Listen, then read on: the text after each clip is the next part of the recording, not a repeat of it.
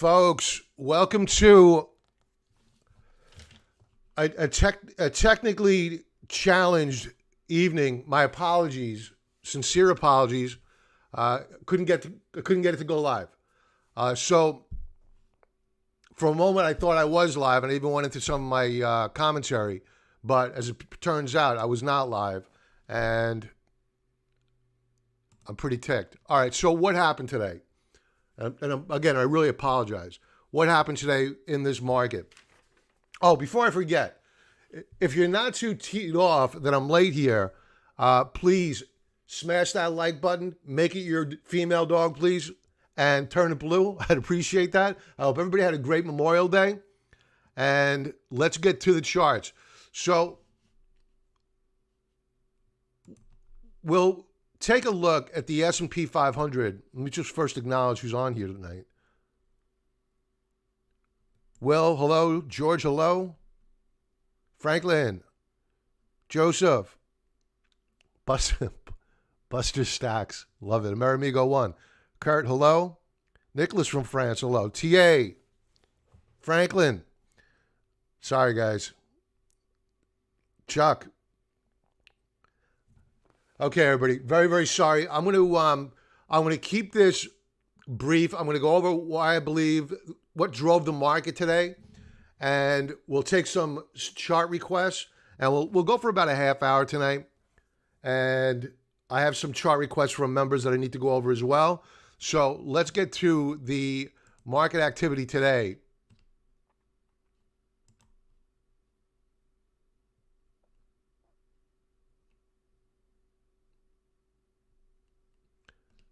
And here's my S&Ps. So the S&P 500 is up 1.13%. And we're off the session highs. But we need to keep in mind, if you take a look at a 15-minute chart, that volume today relative to prior days is non-existent, right? So you really can't really feed too much into today's price action. We're starting to recover from some selling pressure a bit earlier. But what I think is driving the market is, let's face it, the economy is opening back up again. And even here in New York, I did some work around the house today. I took my car out for a drive, and there were a lot of people out on the roads. And people are moving out and about, and we got hit really, really hard here. And if people are moving around here, I'm sure with other states that are opening up, there's more and more optimism being built into the market. Is it justified? I don't think so. What we could talk multiples. I'll bring up a chart of the historical PE relative to prior periods, and it doesn't look all that promising from a valuation perspective. Now, when you take a look at the S&P 500, it is up 1.13% versus the leadership group, and that is the NASDAQ 100. And it is up slightly, about 5 bips more than the S&P 500, but that wasn't the case last week. And I'll share with you what I think is driving this market. It's a game of catch-up.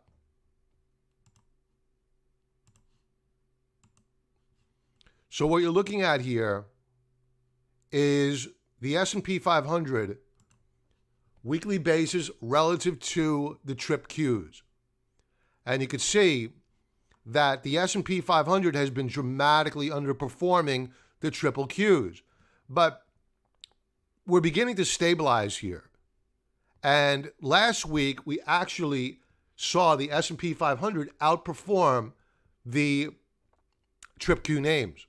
And that's because, again, you're seeing more optimism. The beaten down stocks are becoming more and more attractive, whether that's right or wrong. I think that we're getting set up for a massive sucker punch. Case in point, since the Federal Reserve decided they're going to buy junk bonds, well, congratulations. We're now the proud owners of Hertz debt. Hertz filed for bankruptcy last week, and we, the people, are now the proud owners of some of that toxic debt. So we'll get pennies on the dollar back, if that. So a lot of risk still out there in this market. And when you take a look at the valuations,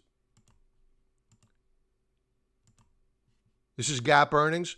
And for the benefit of those who are just seeing this chart for the first time, I talk about it frequently, but the overlay here in red is PE 20 or higher, or over 20.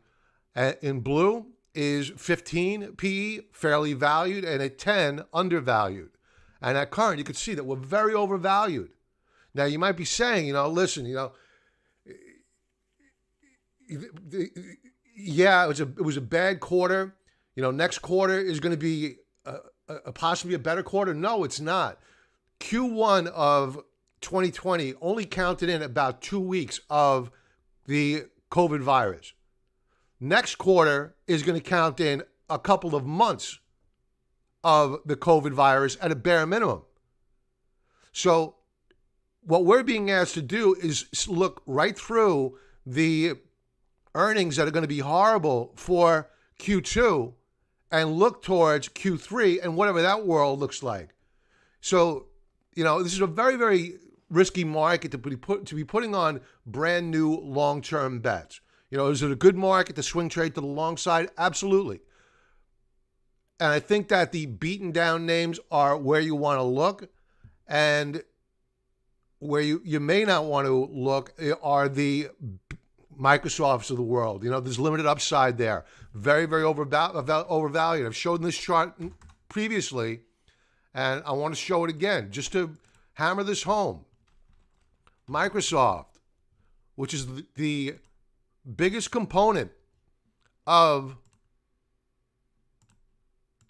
the Trip Qs, has an RSI of 90.58 on a quarterly basis. Think about that. Amazon, another major component of the Trip Qs. Quarterly chart. RSI 77.45. Compared to Microsoft, not bad, but still, it's elevated, and we've been putting in lower highs. Let's take a look at Google, which actually looked pretty good last week. Google not as elevated. Apple, probably not as elevated. Apple looking good here on a quarterly basis. So they could possibly rally them higher. And that's why we stopped out of our Trip Q short last week. They closed the Trip Qs above the 203 mark, and that was it. We stopped out. This is a daily chart. But we did see a bullish reversal bar on Friday. Let's go back to that quarterly chart really quick. Man, are we extended. But look at this. If we close out the quarter where we're at or higher, my God, it's still a beautiful chart.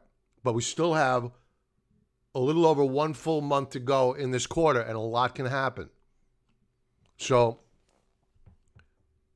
let's take a look at some chart requests. Oliver, hey Oliver, how you doing, buddy? GDX is a beast. Yes, we started buying some GDXJ last week.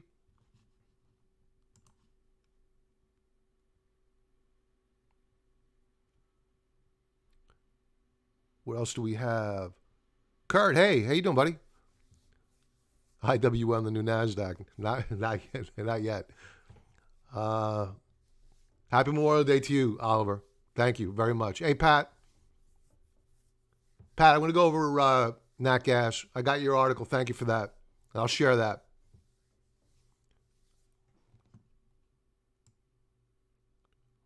Okay.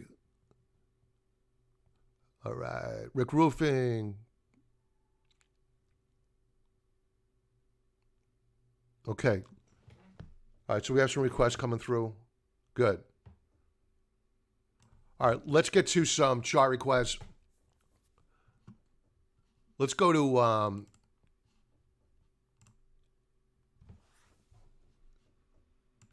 Virgin Galactic. First off,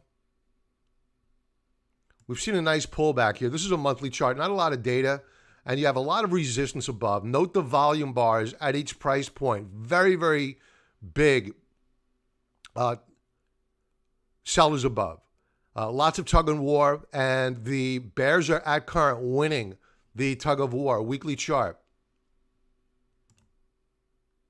Now, where this looks a bit more optimistic is that we have really nice support below. And I've already set up alerts thinking I was live before. And ideally, we get a pullback to that can't be right. 1431. Why does that say 431? All right, that's a misprint here. Not 431, it's 1431. All right, so we want to get notified of when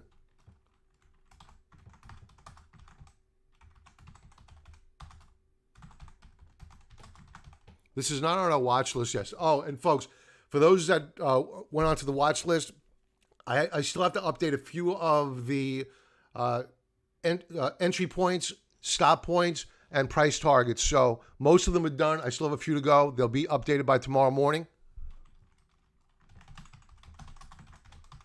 And for those that are not familiar with TrendSpider, we are an affiliate. There's a link below in the description area if you're watching this on YouTube. And you get 25% off, discount code CT25Z. Or if you become a member, silver, gold, you get it free. All right, so our alerts hit if we get a retest of support on a weekly basis. Now, on a daily basis, a pretty good day on Friday, I must admit. We broke out above resistance. And if you take a look at a 2-hour chart,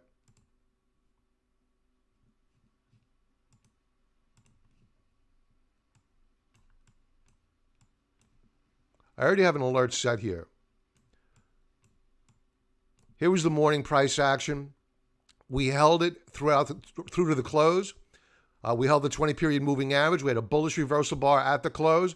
So I'm looking for a rally up and through this resistance level here at around $15.90 per share. But ideally, we get a pullback to that $14.31 mark. That would be a really good risk-reward entry point with a stop loss right below if it breaks. For a short-term swing trade, if we break out and above this 2-hour chart, I might throw on a small position, not a big one, but ideally that 14.31 mark, very, very attractive. So SPCE looking good here as a potential trade. Nat gas, of which we are currently long for disclosure purposes.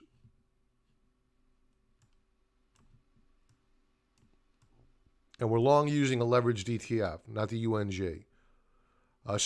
So far this month, we have a bearish month. It's actually an outside reversal month, but we're trying to not close at a new monthly low.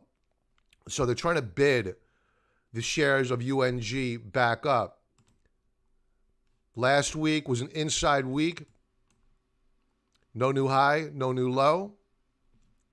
Now on a daily chart, things became a little bit more optimistic. What I think that we may have here on Nat Gas is possibly a higher low, and that was almost validated, not quite yet. And when we break out to a new higher high above this level here on the 19th at 1246, then that's a validation that we're correct. And what we're expecting here is a higher low and then a breakout to a new higher high. Is this an investment? No. I think that we're going to rally up into price target between $13 and $14 per share, and then we're out.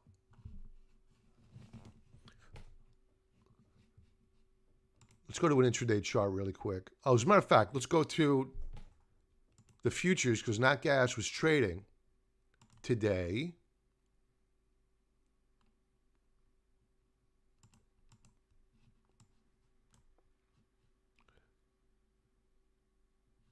And we are moving higher now. We were lower.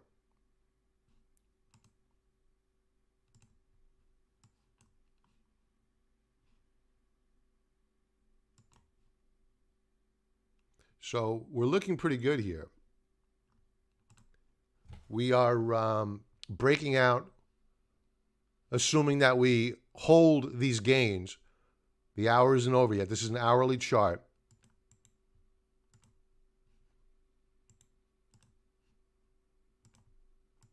So nat gas is looking pretty good as we proceed into the evening session, where I would expect to see more volume pick up, especially when Asia opens up. So nat gas looking good as a very, very speculative trade, folks. Remember, the trend is clearly down. That has not changed. All we're betting for is a counter-trend rally. We're going to be out on that rally. We're not going to hope and we should fear. So we will exit pretty quickly. Let's take a look at some additional after-hours session price action. Somebody mentioned IWM earlier. The small caps are behaving very, very well relative to their big brothers, the large caps.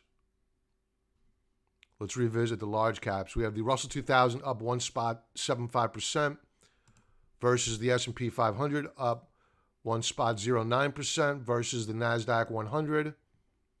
These are all hourly charts, folks.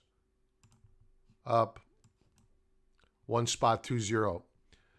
So the small caps are clearly outperforming, with the NASDAQ 100, again, assuming a leadership role versus the S&P 500. But we're talking about a holiday session here. So read into it what you will. Tomorrow's going to be a completely different picture. So we'll see whether or not we hold these gains. Let's take a look at gold. Before we go to gold, let's take a look at the U.S. dollar.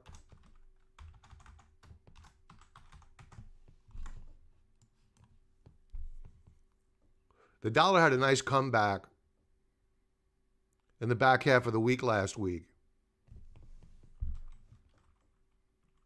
And remember, it was only a couple of months ago where the dollar broke out, but we still can't hold above that 100 mark. Let's take a look at gold.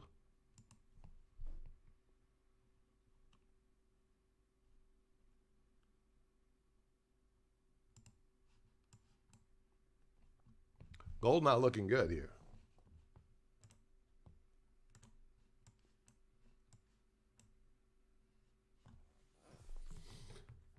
So this is a 4-hour chart now that you're looking at. And we had broken down on gold here on a 4-hour basis.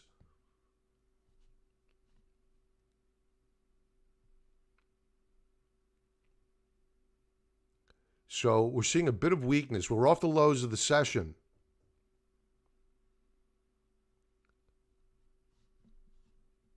But gold is behaving pretty poorly here.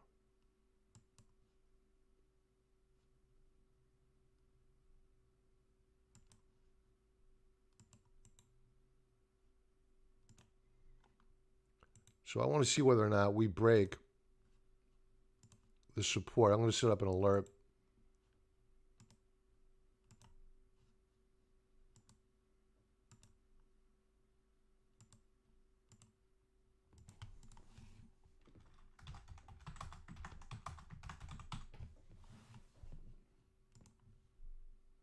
Okay. My phone will be going off at 2 o'clock in the morning when my alerts start firing off. What do we want to take a look at? Cattle. I went to the supermarket today. There's no ham. Not that I wanted ham, but they had a sign up, no ham. Eggs, we're long of an egg company now. It's one of the reasons why I went to the supermarket. And eggs prices are through the roof, and you're only allowed to buy,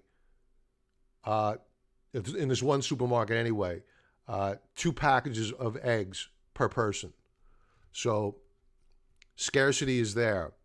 So we're positioning ourselves at current to take advantage of the spike higher in agriculture prices. You can see cattle here is moving up higher above resistance levels. Look at the rally here since the April lows.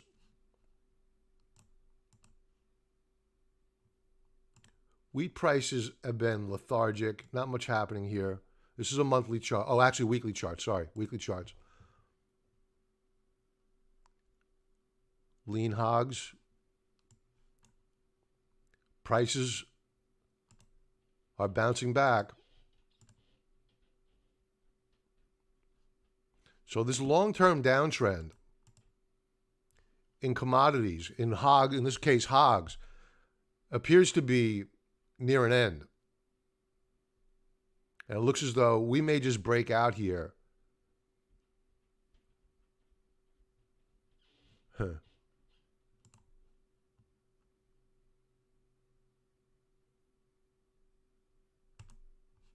Palladium. Not much happening. Let's check out copper. Copper is a commodity that you would look towards for global growth as an indicator.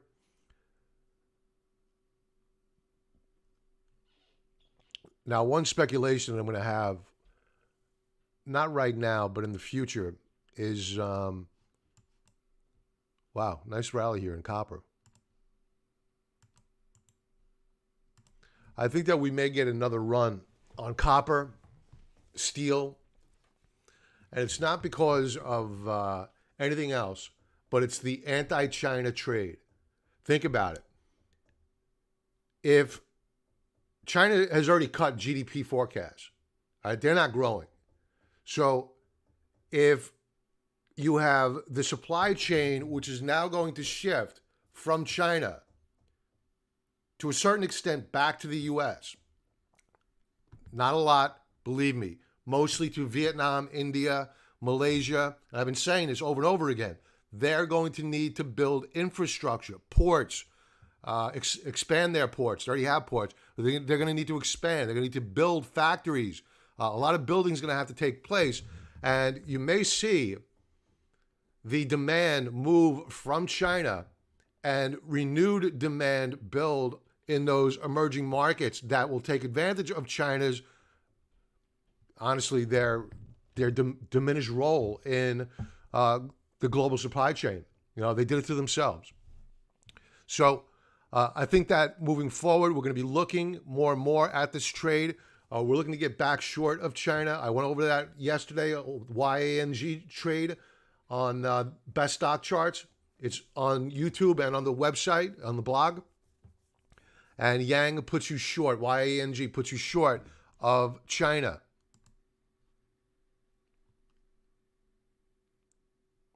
Let's take a look at Bitcoin. Let's go back to the 4-hour chart. Bitcoin's down over 2.75%.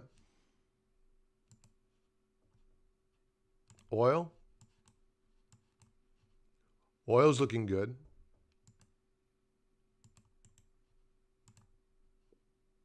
We're breaking out on a 4-hour basis. So I think that this week is going to be an energy week. Remember, the laggards are beginning to play catch up with the rest of the market. It may not last long. Who knows how long it's going to last. But as you see oil prices begin to gain momentum, expect energy stocks, which are still beaten down, to catch a bid. So we broke out this last 4-hour bar. We appear to be holding. We'll see how we open up tomorrow morning. So oil looking good.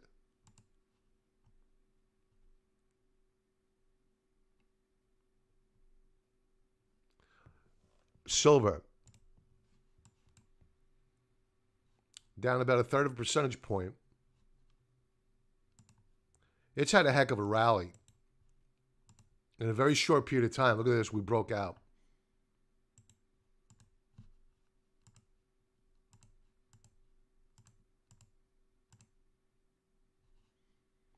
So silver, this last 4-hour bar here broke out. Now we're doing a retest of the breakout point on a 4-hour basis. We're still down on the session. However, it appears as though we are going to move higher. Silver looking really good on a very short-term basis.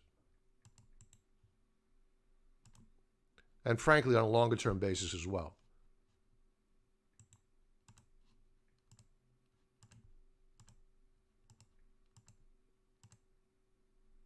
Okay. Let's go to chart requests. All right, UNG we already covered. AZO, Autozone. Autozone is a great stock in distressed economic times. And I like Autozone. I've already set up an alert here. This is a monthly chart. At current, we have broken out on a monthly basis. The month isn't over yet. So we want to see a close above this resistance level here. And if we pull back next month and retest the support level, you could see I have my alert already set up here.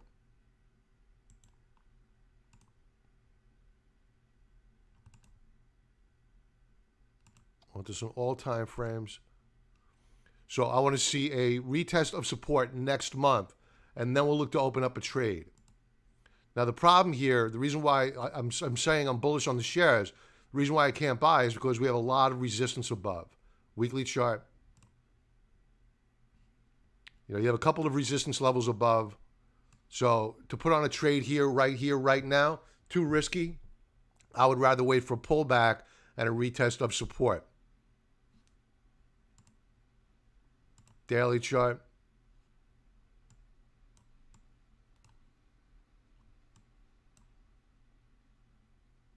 A really nice day on Friday. An outside reversal day. It looks like they may bid it back up here to 1,139 or higher. Maybe they'll break it out for all I know, but I won't be a part of it. I really need to see a pullback and a retest of support levels, not this month, but next month, early next month. And that would get me excited about the shares. The next chart up, BX. Blackstone Group, Schwartzman. I can already say the daily chart is looking good. On best stock charts, again, it's on YouTube. I was mentioned that I'm fairly bullish on the banks. There was an executive order signed by the president providing some deregulation to the banks. It's supposedly temporary. Those things are rarely temporary. It's probably going to be permanent at some point in time.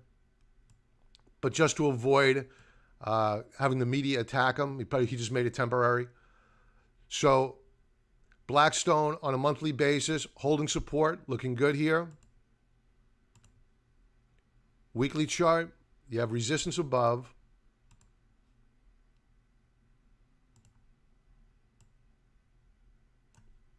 At around 54.89, a close above that level would be very, very nice.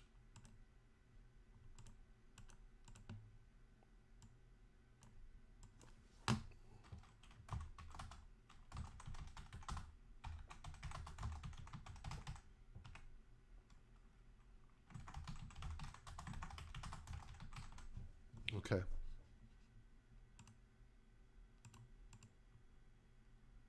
Keep this active for the week. Daily chart. Now the daily chart looks really, really good. I have to say, looks really, really good. We were in a trading range, and then we broke out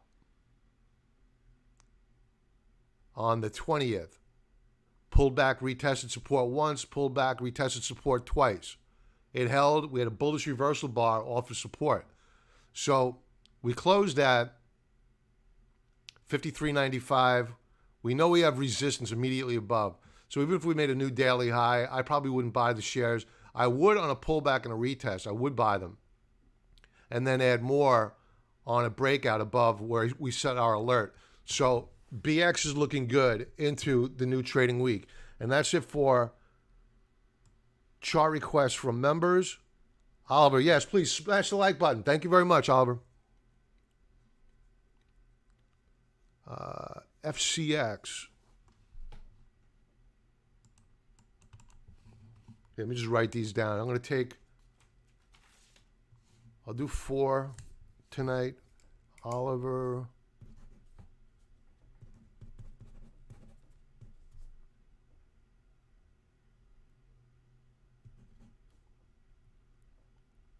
FCX. Chuck, Boeing, I did analysis on Boeing yesterday. It's on best stock charts. So I like it as a short-term trade. In fact, let's go over it.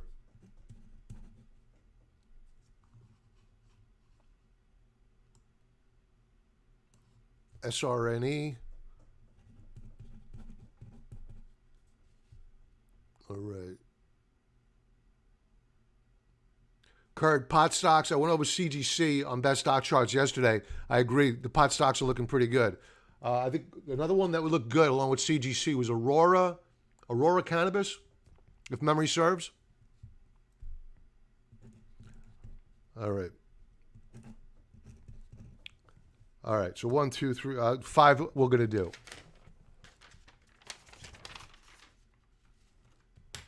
All right. Let's get to it. First up, Penn. Did I send an alert? I know I did this one the other day. I remember I was surprised to see the performance. It was very, very good.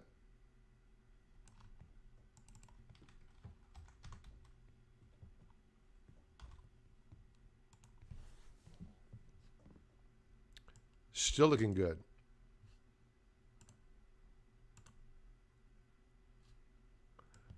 Okay, so here's a problem with Penn Gaming. You're right at weekly resistance. Beware if you're initiating a new trade here, where you're at. You're going to see some sellers above here. Daily chart. Daily chart still looks good, I got to say. But again, resistance immediately above at 32.18. Where do we close? We closed at $30.38. So a little bit more room to the upside here. But beware, you have weekly resistance above. So if you're long, look to book some profits up at around $31.93, $32 per share. Expect some selling up there. FCX. I want to speed review these. I have a bunch to go over. Weekly chart first. Freeport McMoran. They should be doing well.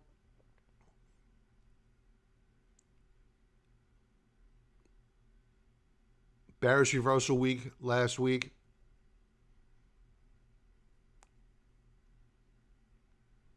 I like the shares longer term. Short term, I'm skeptical about them. I don't like last week's price action.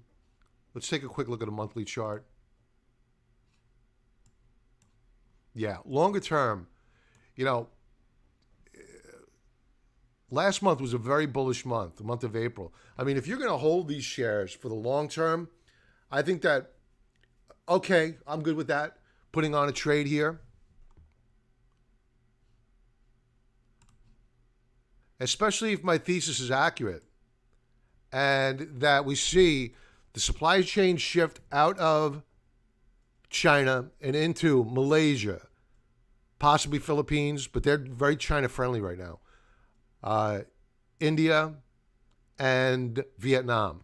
Those are the top places, to a far lesser extent, the Philippines.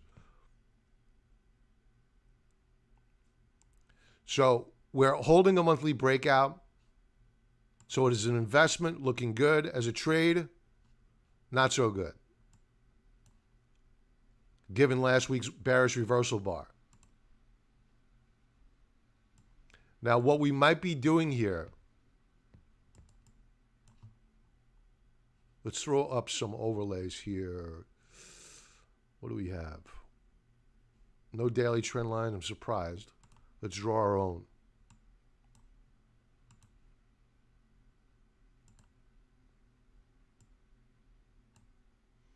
All right, we have an ascending wedge formation. On Friday, we flashed a doji star formation, which is a sign of indecision.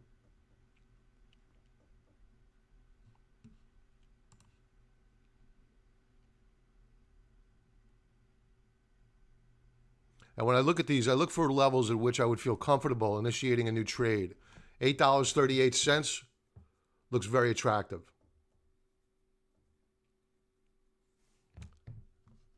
That's my take on Freeport. I think longer term, if I'm accurate, you see supply chains move, which I can't see how they don't. They have to move. These countries are going to need copper. I believe that's one of the major products from Freeport. That's why the shares are so low price in dollar terms. Are they fairly valued? I have no idea. But look at where they were in the past. Much, much higher. It's a cyclical play. So it's looking pretty good from a longer term perspective. Boeing. You know, with all the doom and gloom in the headlines, you know, I called this breakdown back here. And we hit a low of $85 per share. I don't see how you don't buy a few shares and you tuck them away for your grandkids, because this company's not going out of business. And they have a defense division as well. They're a very big defense supplier. So just because the commercial aviation space is not doing well right now, they have a defense space which may just do a lot better because of the ratcheting up of tensions with China. And not just the United States buying more military equipment, Japan, other countries as well, Australia. Think about it. You had the Chinese slap tariffs on the Australians. So things are getting very, very hot. And I'm going to be doing a video this week about Hong Kong and what that means for the Chinese economy. If the preferred status of Hong Kong is removed, you know, that two-tier banking system that they've benefited from, they might have just sliced their own throat. So more to come on China once I get all my facts and figures straight. So monthly chart, we have second consecutive month of no new lows. Weekly chart.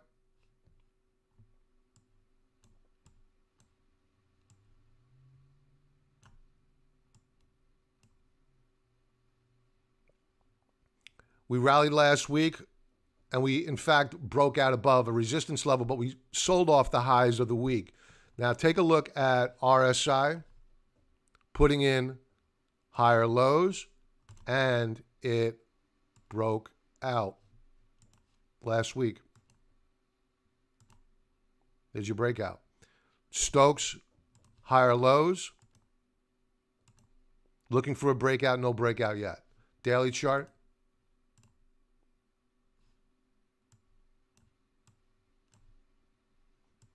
Friday was a bearish day. We will be looking to put on a trade here, probably for the longer term on Boeing. And we'll just add it to our long-term portfolio. I'm not quite sure where we'll enter this trade yet. I'm going to give it a little bit more thought and detail, and I'll put it in the watch area once I come to that conclusion. But we're very close to pulling the trigger on Boeing. Stokes are rising. RSI looking good here. I'm a little bit undecided as to where I want to enter this trade just yet. So more to come. What else do we have? SRNE.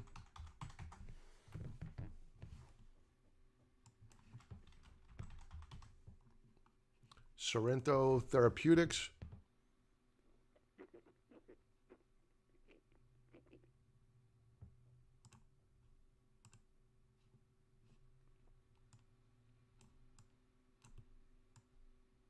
Yeah. This is what I always worry about. When you're taking a look at monthly charts, they look so good when they're breaking out. But, they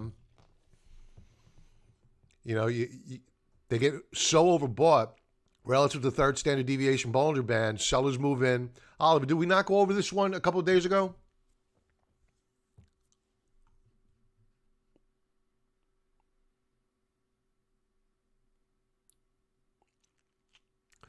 Bob, your gold numbered.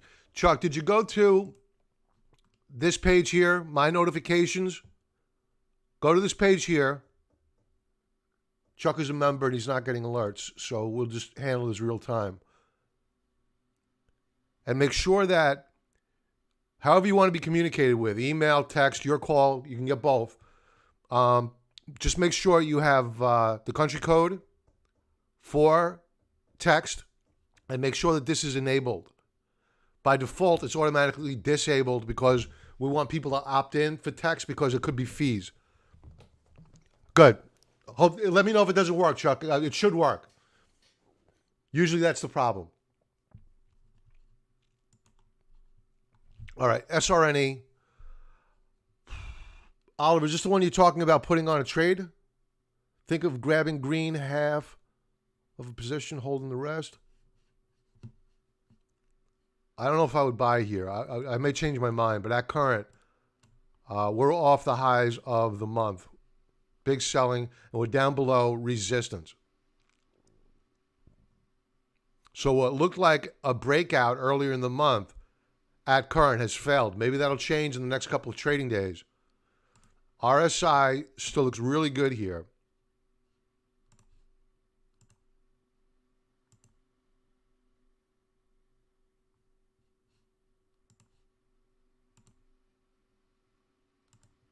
We've broken out.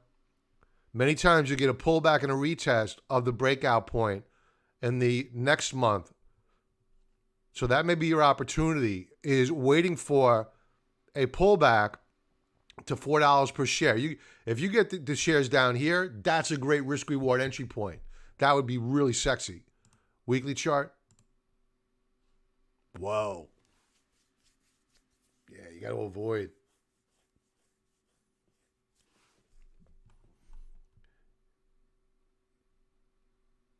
You do have some support here.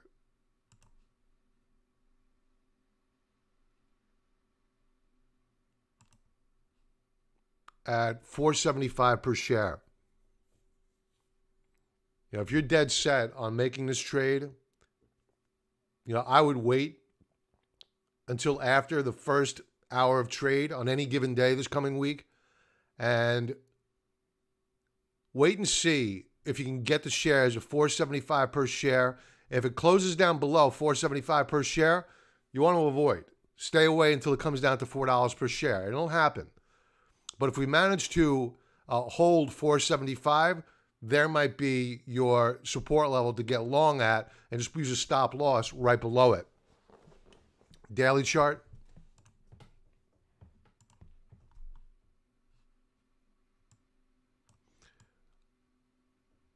You could see that twice last week that acted as good support.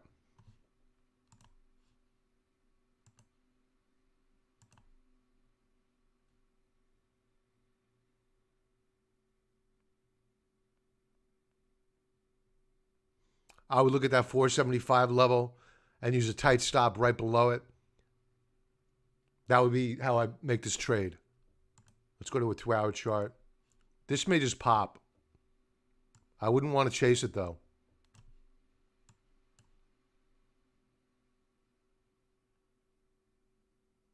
I would show some discipline here and wait for a pullback. I mean, this is a very volatile stock. Look at this price action. It's crazy. Let's go to... Oh, Chuck, your notifications were off. All right, good. Good stuff. Glad that worked. Cool. We're being productive tonight. Very productive. All right.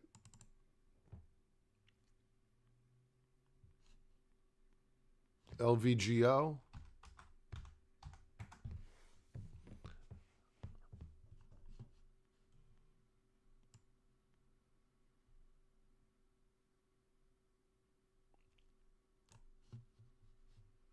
All right. Weekly chart, an inside week. It needed a week to refresh. I mean, it was very overbought relative to the third standard deviation Bollinger Band. So while the shares were down last week, it wasn't bearish price action. It was just really a consolidation.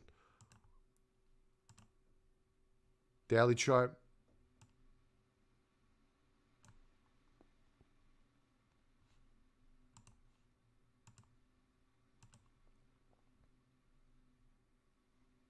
I think if you pop up above $60 per share and it closes there, I think that would be a good point to enter the trade with a stop loss right below 56.98. You break down below that level and close there, you're probably coming down here. Ugh, screwed up.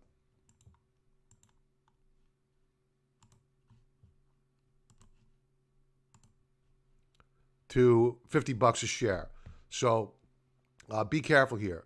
I would use a tight stop on the trade if you get a breakout. And even if you wanted to buy it at 56.58, around that, or 56.98, at that level with the stop loss right below, another good entry point. So the shares look good. Last week, I'm happy to see that they just paused and they took off that overbought condition relative to the third standard deviation Bollinger Band. You're welcome. All right, folks, I'm a bit over. Everybody have a great night. I will talk to you tomorrow, and be well.